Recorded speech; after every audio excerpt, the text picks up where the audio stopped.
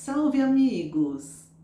Nesse mês de setembro, a gente vê muitas palestras, lives, entrevistas, campanhas de conscientização para a prevenção do suicídio, o suicídio que infelizmente é considerado uma epidemia silenciosa no mundo todo.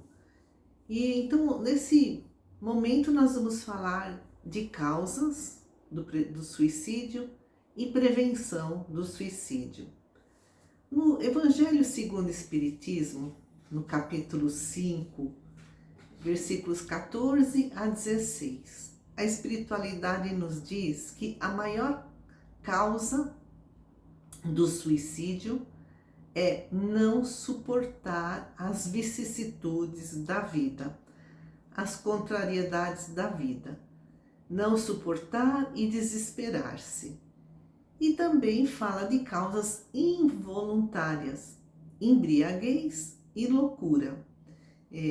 Loucura que naquele tempo, caracterizava as doenças mentais, a depressão, que é um transtorno de humor. Mas a gente lê lá no Evangelho segundo o Espiritismo, em geral, a causa do suicídio é sempre o descontentamento. Quando? Quando a pessoa não vê finalidade para os seus sofrimentos, não acredita na imortalidade da alma, tem dúvidas quanto ao seu futuro, alimenta unicamente ideias materialistas. Esses, segundo o Evangelho segundo o Espiritismo, são os maiores incentivadores do suicídio. Agora vamos ver o que nos diz uma cartilha que está lá na internet, free download, suicídio, informando para prevenir, da Associação Brasileira de Psiquiatria e do Conselho Regional de Medicina, onde os médicos, psicólogos escrevem: o suicídio é uma silenciosa epidemia no mundo todo, mas sempre ocorreu na história da humanidade e as causas são multifatoriais. Existem causas psicológicas, então, por exemplo, a pessoa está passando pelo luto, ou outra causa psicológica é ter pouca resiliência, que agora se estuda a geração flocos de neve. Então são jovens de classe média alta, de classe alta, que sempre tiveram tudo na sua infância, foram mimados, sempre foram muito elogiados, e não passaram por dificuldades, não desenvolveram a resiliência. Aí na juventude, diante de algum obstáculo maior, por exemplo, o rompimento de um namoro, o fracasso numa prova, eles tiram a própria vida. Isso foi constatado em várias universidades dos Estados Unidos, da Inglaterra. E outra causa psicológica é a pessoa apresentar uma personalidade impulsiva, agressiva, possuir um humor instável, pavio curto, E também tem as causas biológicas, então as pessoas que passam por doenças orgânicas incapacitantes, passam por dores crônicas, por doenças incuráveis. Tem os estressores socioambientais, então problema no trabalho, na família, situação de divórcio, dificuldades financeiras, desemprego, maus tratos, abusos. Tem as causas genéticas, as causas culturais e tem os distúrbios mentais, segundo essa cartilha da Associação de Psiquiatria e do Conselho Regional de Medicina, Então, os distúrbios mentais que levam à depressão são os transtornos da personalidade, a personalidade antissocial, o transtorno de humor, que é a depressão, e transtornos de relacionamentos, uso de álcool e outras substâncias. E olha só, né? O uso de álcool é considerado um distúrbio mental. E lá no Evangelho segundo o Espiritismo, no século XIX, a espiritualidade trouxe, né, essa informação de que tanto a embriaguez como a loucura, que hoje, né, se fala em distúrbios mentais, levam ao suicídio. Então vem ao encontro do que diz a cartilha. Então, continuando, né, essa cartilha, nós lemos: sabemos que quase todos os suicidas tinham uma doença mental, muitas vezes não diagnosticada, frequentemente não tratada ou não tratada de forma adequada. E além desses, né, dessas causas, há outros fatores de risco. Então, a desesperança, o desespero, o desamparo, a impulsividade que ocorre principalmente nos jovens. É o DDDI, né? Desesperança, desespero, desamparo, impulsividade. Esse desamparo às vezes nem é assim um fato real, mas a pessoa se sente desamparada. E esse DDDI, né? Essa avaliação, né, desses 4 fatores geraram o índice de suicidabilidade, que mede o grau de risco de suicídio. E a gente, né, retomando o Evangelho segundo o Espiritismo, a maior causa do suicídio são não suportar as vicissitudes da vida e se desesperar. Mas a causa geral do suicídio é sempre o descontentamento. Então aí, né, também vem ao encontro desse índice de suicidabilidade, o DDDI. E continuando a leitura da cartilha, quando uma pessoa decide terminar com a sua própria vida, seus pensamentos, sentimentos e ações apresentam-se muito restritivos, ou seja, ela pensa constantemente sobre o suicídio e é incapaz de perceber outras maneiras de enfrentar ou sair do problema. É aquela visão em túnel, né?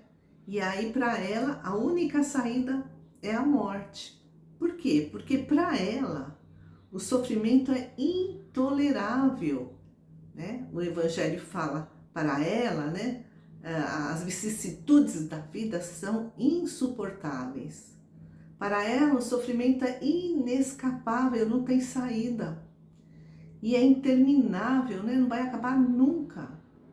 Mas isso é uma distorção da percepção da realidade, segundo nos informam, né, os autores da cartilha.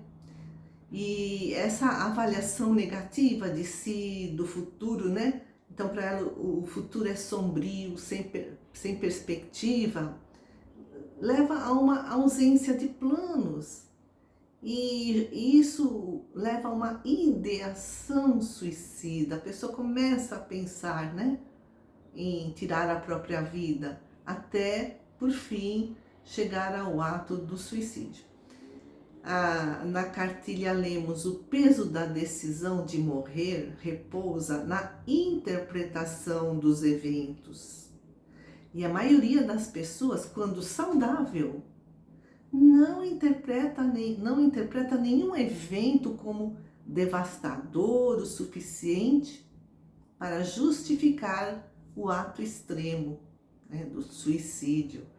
Então, é preciso, se a pessoa, né, não está saudável emocionalmente, ela tem essa percepção errada da realidade, ela precisa buscar um tratamento médico e a família precisa estar muito atenta aos sinais, né, que essa pessoa possa apresentar.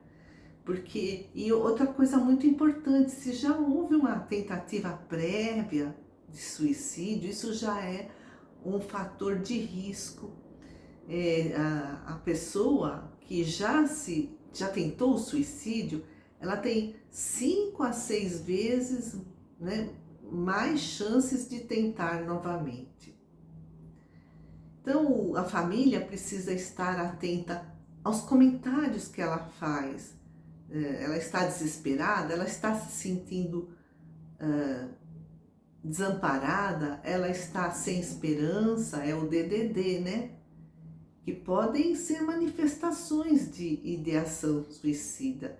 Então, por exemplo, a pessoa fala, eu desejaria não ter nascido, ou eu preferia estar morto. Isso são sinais de alerta. As pessoas, o grupo social precisa estar atento a esses fatores estressores crônicos, né?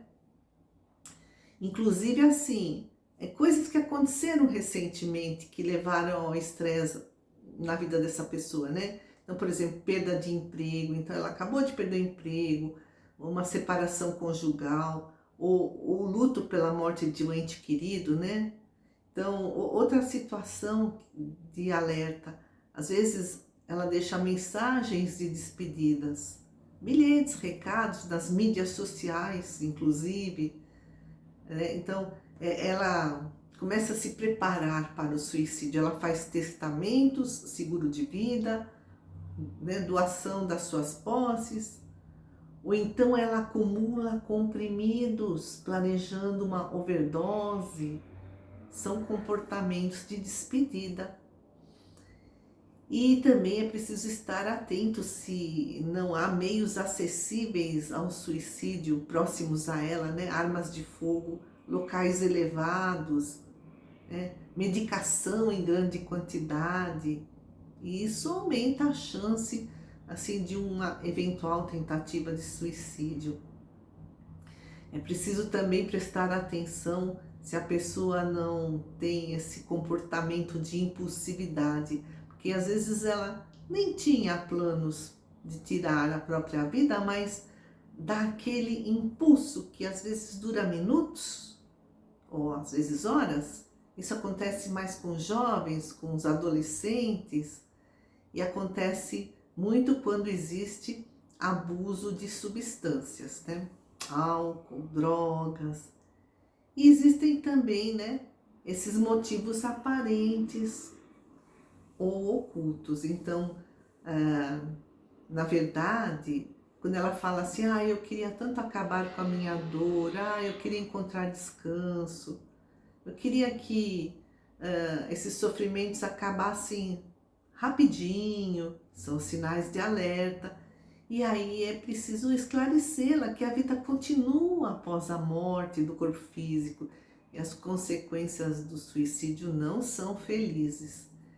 E também é preciso, como foi dito, estar atento à presença de outras doenças, doenças crônicas, se a pessoa está numa fase terminal, atenção à saúde mental do paciente, Importante a psicoterapia, a medicação psiquiátrica e uma palavrinha aos pais.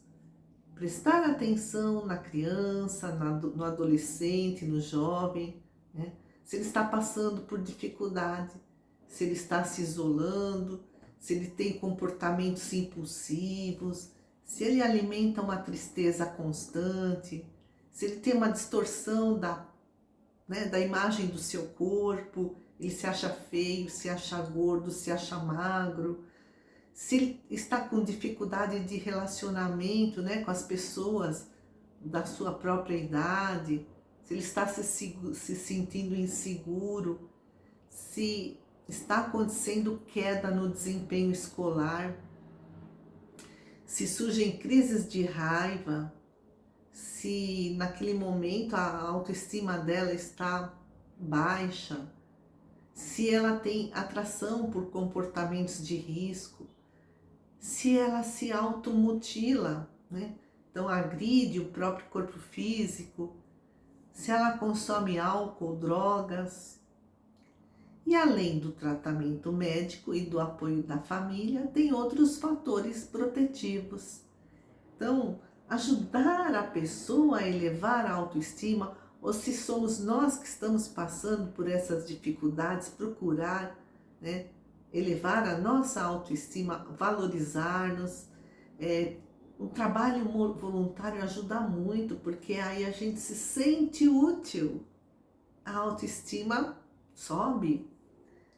E desenvolver a resiliência, porque tudo tem um porquê, tudo tem um para quê. Essas dificuldades vêm para que aprendamos alguma coisa, para que o nosso espírito cresça. Desenvolver a religiosidade, né?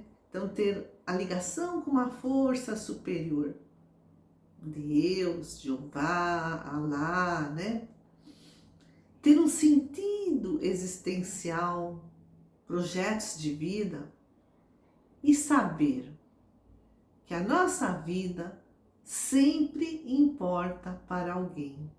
E se nós, né, estamos receosos de que algum, né, familiar esteja passando por esses problemas, sempre dizer-lhe com muita sinceridade, com muito amor, com muito carinho, que ele ou ela são importantes para nós.